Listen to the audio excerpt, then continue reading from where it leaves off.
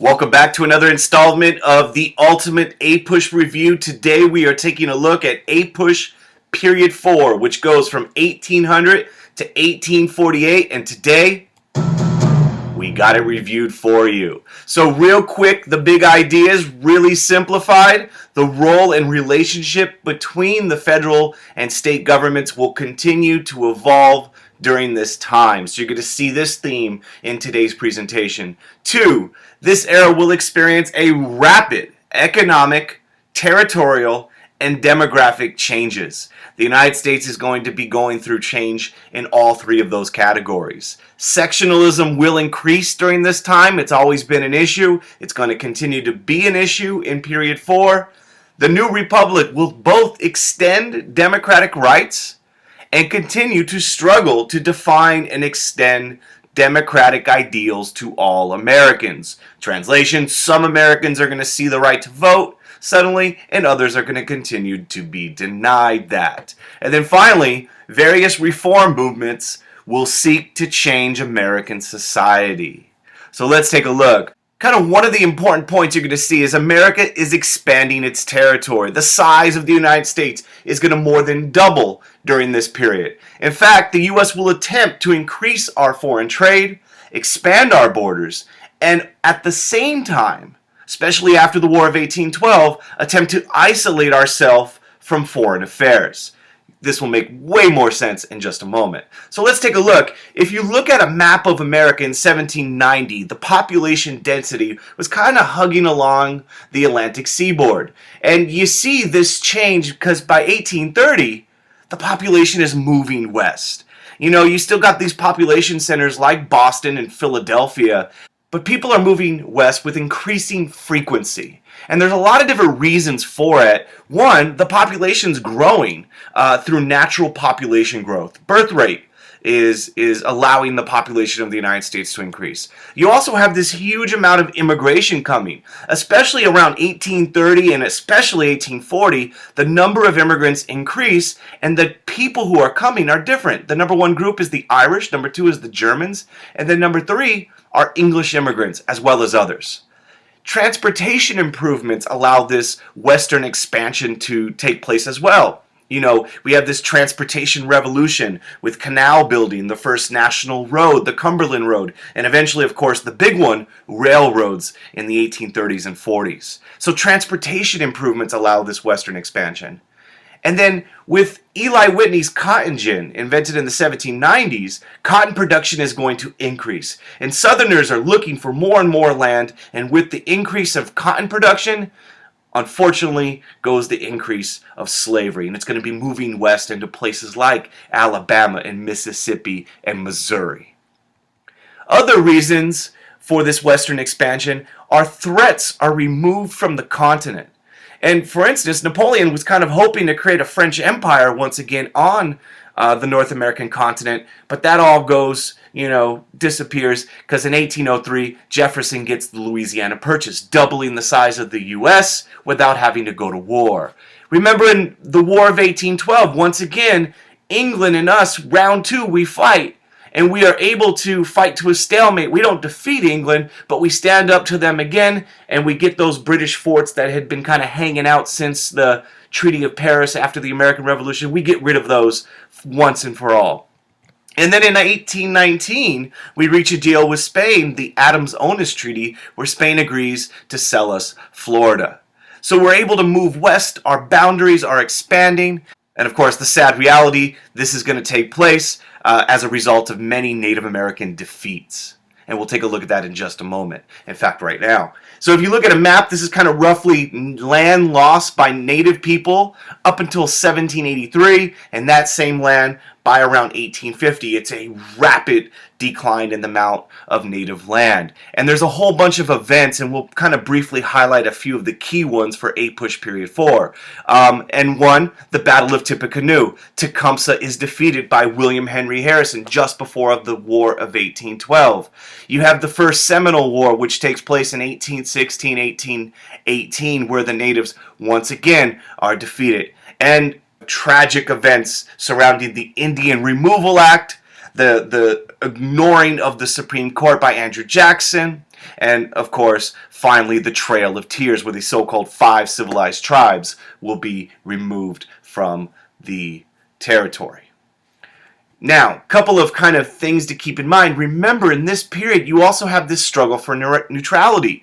Even before 1800, Washington, Adams had been trying to stay neutral from the war, the Napoleonic Wars. And we had the Chesapeake Leopard Affair in 1807, where England attacks our ship, the Chesapeake. We have the Embargo Act, which is a big epic failure. You can't trade with anybody. And it's replaced by the Non-Intercourse Act, where in 1809, and eventually make its bill number 2, which all of those are unable to really preserve American neutrality, which leads eventually to the War of 1812. And there's a lot of reasons why we have the War of 1812. You know, we want to defend our neutrality from impressment. We want to defend our national honor. There's also those continued forts on U.S. soil. Tecumseh and his brother are being supplied by the British with guns, which are then being used against Americans on the frontier. And of course, some of those war hawks like Henry Clay and John C. Calhoun are talking about, why don't we expand our territory and take Canada? And eventually we have the War of 1812 under James Madison, which leads eventually to the Treaty of Ghent,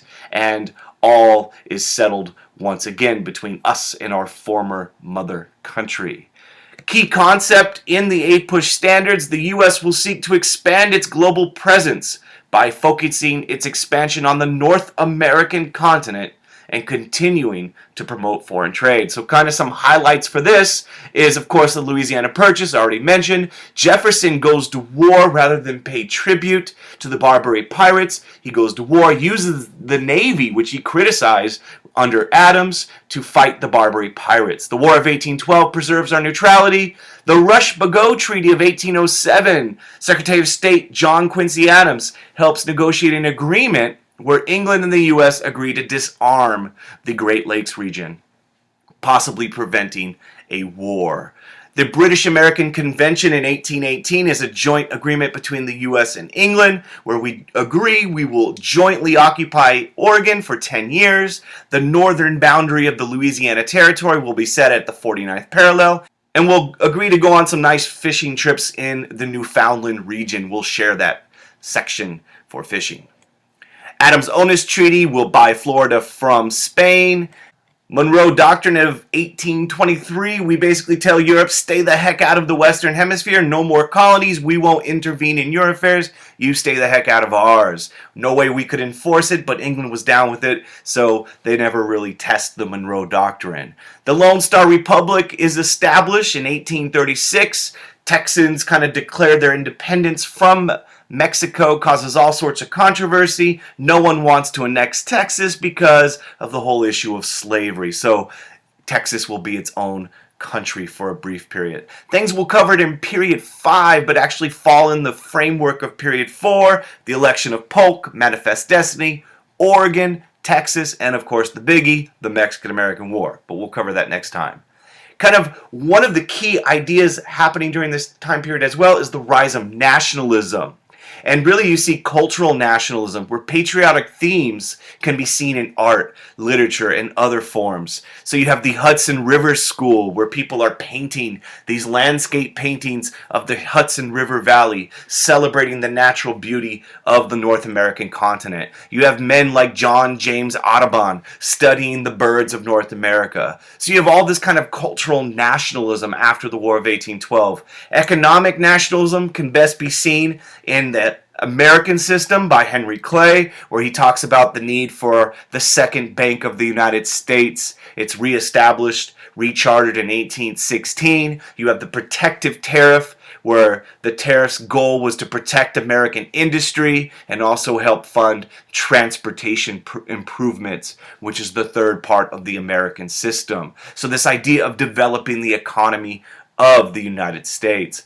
Political nationalism, we can also see there's only one political party after the war. It is the Democratic Republican Party, The Federalists were already kind of fading away. The Hartford Convention hurts them, and you have one political party. And we get this called the era of good feelings. And they do adopt some Federalist ideas. Even before this time period, the Republicans were adopting some Federalist ideas, but there still will be disputes over things like the tariff and slavery, the bank. So it's not exactly all good feelings. Politics between these 1800 to 1848. Of course, you have the election of 1800, the first peaceful transition of power with the election of Jefferson, the era of good feelings. Kind of the election of Monroe is kind of seen as the start, and it kind of starts to fall apart after the Panic of 1819. One political party, Federalists are gone. Of course, not all good feelings, because there are factions within the Republican Party. They have disagreements over issues like slavery and tariffs, and all of it will kind of just crumble with the election of 1824 and the so-called corrupt bargain when John Quincy Adams becomes president following a disputed election, and suddenly Henry Clay becomes Secretary of State, and you have this period of political tension. All throughout this period, historians have kind of pointed it out as the age of the common man, as new state laws are passed which allow for more white men to vote. And so property requirements are done away with. And so you have this huge increase in the number of people participating in the electoral process. And of course, in 1828, you get the election of Andrew Jackson in a rematch against John Quincy Adams. And during Jackson's presidency, you have the rise of the second two-party system, where under Andrew Jackson, the Democrats versus the Whigs. And the Whigs are going to be the opponents of Andrew Jackson. As you can see on this map, kind of reviewing really quickly the political kind of developments during this time period, the Revolution of 1800, the election of Jefferson, Hartford Convention, the moment the Federalists kind of put the final nail into their coffin, followed by the era of good feelings, one political party. They are all Republicans. Of course, that's not exactly completely true. It is a simplified version, then the corrupt bargain, and then eventually you get the Democratic Party, which are similar to the old school Democratic Republicans, and the Whig Party, which have a lot of similarities to the Federalists in terms of their beliefs. Denied. There are going to be people who are denied or left out of this new national culture. In fact, women are going to see their roles restricted. There's this idea of the cult of the domesticity. A woman's place was in the domestic sphere. Of course, as the nation became a republic, there was this idea of Republican motherhood, where women should raise good citizens to be active in the democratic process, especially their young sons. And a big historic event takes place in 1848 when you have at Seneca Falls the Declaration of Rights and Sentiments, where women outline their grievances towards the country and demand full equal rights. For African Americans, we're going to take a look at them a little bit more closely in a moment, but you're going to see the rise of the pro-slavery arguments, racism in both the North and the South, and the complete exclusion of African Americans from this national culture. And Native people, once again, Native resistance will be met by force, removal by the government of the United States. Big idea in this period as we move west, it's essential you understand the rise of sectionalism. In spite of this increase in nationalism, sectionalism will continue to plague the nation. You're going to have the Northeast, the North, the West, and the South, and they're going to all pursue their own kind of agendas. In fact, state governments at this time will also resist the authority of the federal government. And you can see that in two great examples. The North, at the Hartford Convention in 1814, New England Federalists are going to consider possible secession due to their anger and resentment about the War of 1812. However, the war was over by the time their plot comes to the surface and the Federalists fade away. Kind of more significant is what happens in the South with the nullification crisis. In 1828 to 1832, South Carolina votes to nullify the Tariff of 1828 and 1832, creating a serious problem, and Jackson, as the president, orders federal troops, and eventually you get the Compromise Tariff of 1833, also known as the olive branch and the sword. So state governments are going to be resisting the federal government at times. And once again, that idea of sectionalism, so important. In spite of this increase in nationalism, sectionalism will continue to plague the nation. We've seen some of these examples, but quick review. The Second Bank of the United States, supported by the North, opposed by the South. Internal transportation improvements, heavily favored by the West, but state rights supporters oppose the spending of federal money on internal improvements. Protective tariff of 1816 is going to be supported by northern manufacturers, resisted by southerners very often. The Missouri issue is going to be a hugely complicated sectional crisis because it's going to divide the North and the South. Should slavery expand into new states? And it's temporarily going to be solved by the Missouri Compromise, where they make Missouri a slave state, Maine a free state, and they cut off slavery north of 3630. The nullification issue we've already mentioned, where South Carolina is going to resist the tariff of 1828, and other southern states are going to kind of morally support South Carolina. And Andrew Jackson, of course, is going to respond with the olive branch and the sword. And then, of course, a big problem is going to happen with the national bank debate, where Jackson is going to veto the rechartering of the bank, and you're going to have the rise of pet banks. This is going to be an issue that's going to also, to some degree, divide Northerners and Southerners. In spite of this sectionalism, though, you see this commitment to the Union. In fact, when Daniel Webster and Robert Hayne debate in 1830, it is Daniel Webster who rejects the idea that a state could defy or leave the Union. Andrew Jackson also rejects that when he puts the smackdown on South Carolina during the nullification crisis in 1832. So there is this commitment to the Union, but there is sectional tension. In spite of this kind of effort by states and different sections of the country to kind of pursue their goals, the Supreme Court will increase the power of the federal government during this time. We saw it, John Marshall, kind of the Federalist judge, Marbury versus Madison, the importance of judicial review. They established that precedent.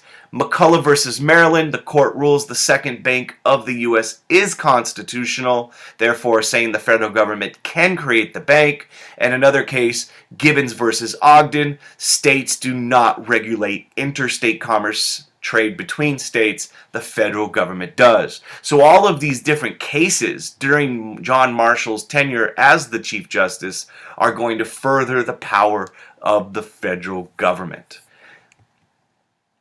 Regional sectional identity of the South, a couple things you should keep in mind. The cotton gin is invented in 1793. It's going to transform cotton production. Slave ownership was a sign of status. And in the South, you have the kind of rise of this aristocratic plantation class.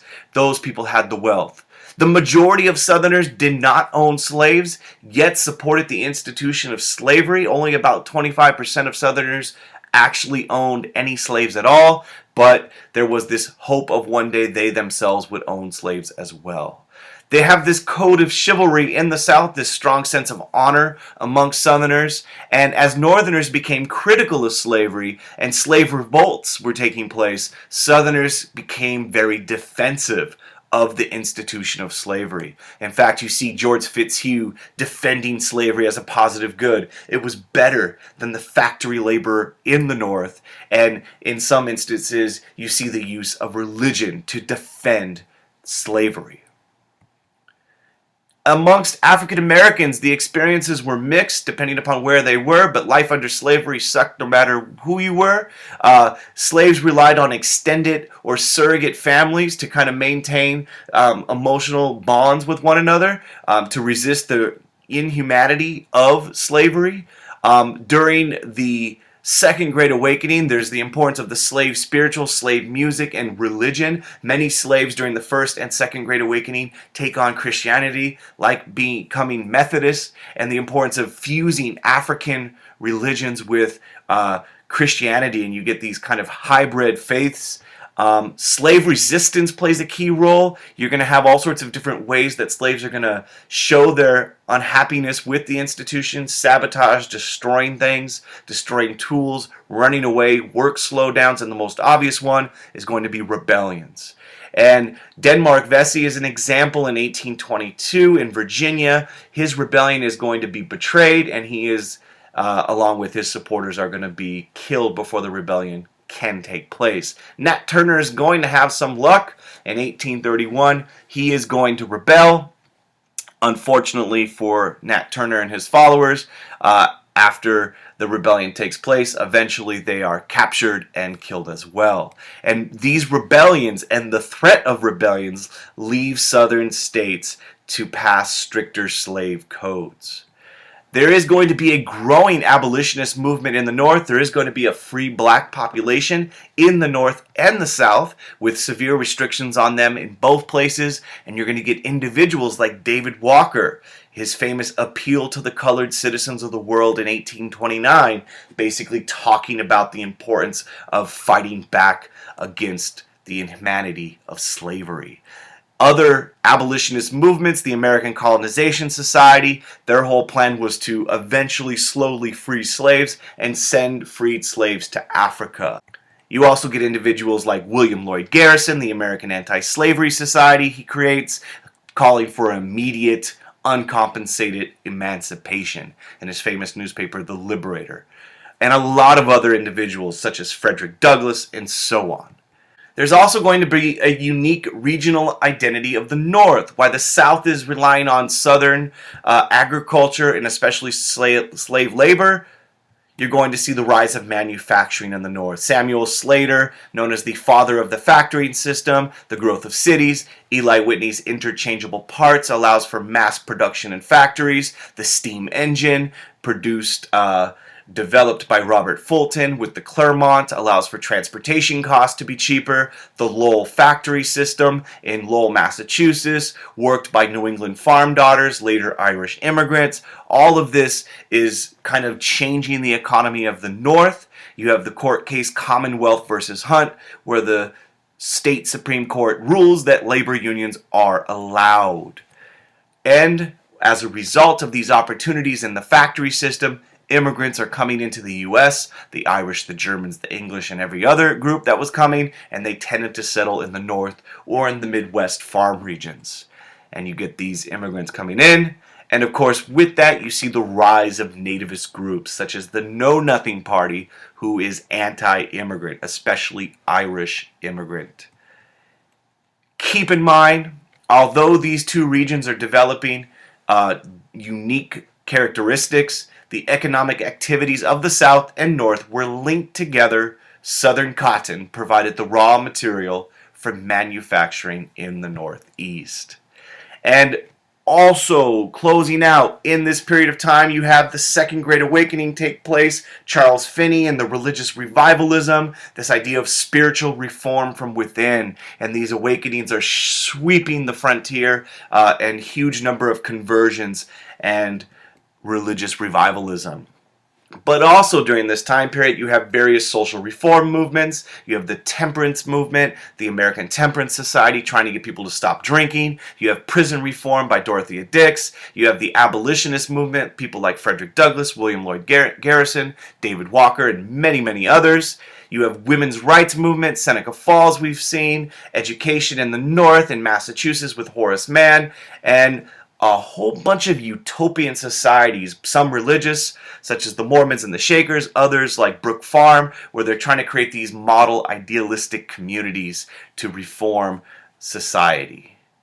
Alright everybody, that's going to do it today. Passing APUSH is hard work. Hopefully this video on period 4 made it just a little bit easier. And if you're confused with anything, post a comment. If you thought the video helped you out even just a little bit, hit that little thumbs up guy.